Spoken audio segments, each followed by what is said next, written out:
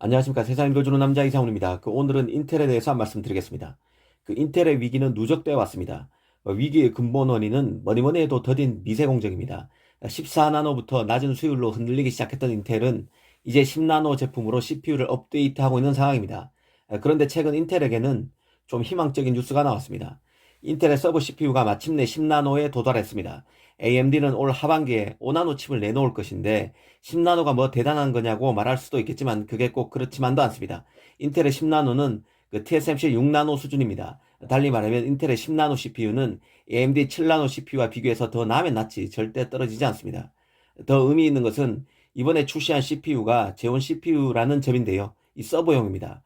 브랜드보다 가성비가 중요한 개인용 시장과 달리 서버용 시장, 달리 말하면 기업용 시장은 굉장히 보수적인 시장입니다.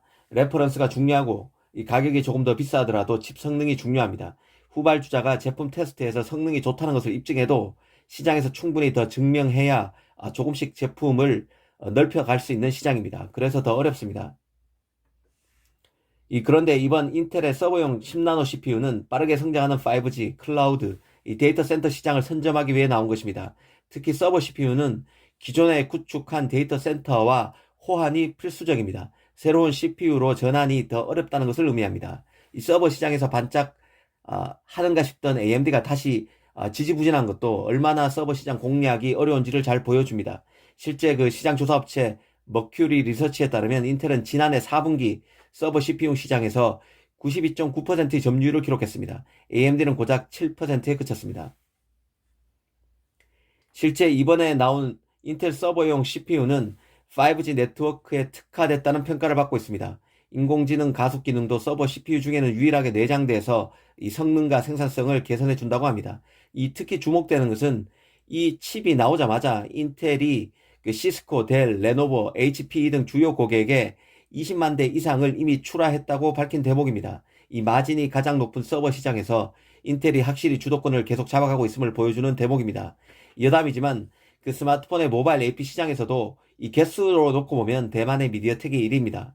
하웨이의 빈자리에 이번에는 LG전자까지 스마트폰 사업에서 철수하면서 이 보급형 제품의 시장 공간이 굉장히 커졌습니다. 그러다 보니 보급형 제품을 많이 내놓고 있는 미디어텍의 제품도 이 상종가를 치고 있습니다. 하지만 이익 기준, 매출 기준 1등은 여전히 퀄컴입니다. 이 퀄컴의 AP가 훨씬 비싸고 그만큼 고마진이기 때문입니다. CPU 시장도 마찬가지인데요. 서버용 시장에서 1등은 확실히 남다른 아우라를 뽐낼 수밖에 없습니다. 인텔은 이번 10나노 서버용 칩을 내놓으면서 수율 문제에 대한 우려도 불식시키려는 의지를 보였습니다. 이미 작년 4분기에 양산을 시작해서 올 1분기 수율이 개선되고 있다고 밝힌 것인데요. 사실 인텔의 서버 시장 행보도 불안한 측면이 컸습니다. 작년 상반기의 경우에는 엔비디아가 자신의 슈퍼컴퓨터 서버에 쓰일 CPU로 그간 항상 선택했었던 인텔의 재원 CPU 대신에 AMD의 에픽 CPU를 선택해서 업계를 놀라게 했는데요. 인텔 입장에서는 자신의 영역을 지키던 마지노선처럼 여겨졌던 깐깐한 서버 시장에서도 AMD의 추격을 허용하는 게 아니냐는 불안감이 생길 수밖에 없는 상황이었습니다. 이 엔비디아 사태가 발표된 직후 몇몇 외신에서는 AMD 서버 CPU 점유율이 2020년, 작년이죠. 작년에는 10%, 올해인 2021년에는 20%까지 가능하지 않을까 하는 얘기도 나왔었습니다. 지금 현재 분위기만 놓고 보면 AMD 추격은 쉽지 않아 보입니다. 서버 시장에서만큼은 인텔이 바짝 피치를 올리고 있다는 뜻입니다. 인텔은 지난 3월 펩 겔싱의 팟캐스트를 통해서 외부 파운드리를 이용하더라도 핵심 칩은 자신이 스스로 만들겠다고 밝혔습니다. 이 핵심 칩은 곧 미세공정 칩입니다. 이를 위해 IBM과도 손잡았는데요. 그런데 핵심 칩 중에서도 코어는 바로 서버용 CPU입니다.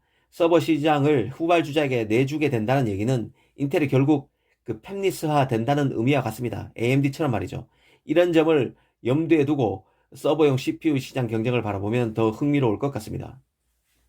감사합니다.